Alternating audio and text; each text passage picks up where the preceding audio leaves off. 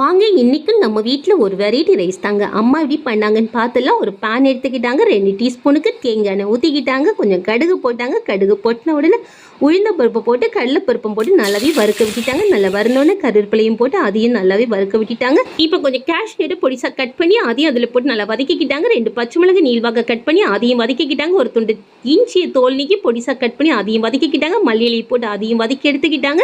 கால் முறிக்கு தேங்காய் துருவின தேங்காவை மேலே தூவி அதையும் லைட்டாக வதக்கிக்கிட்டாங்க.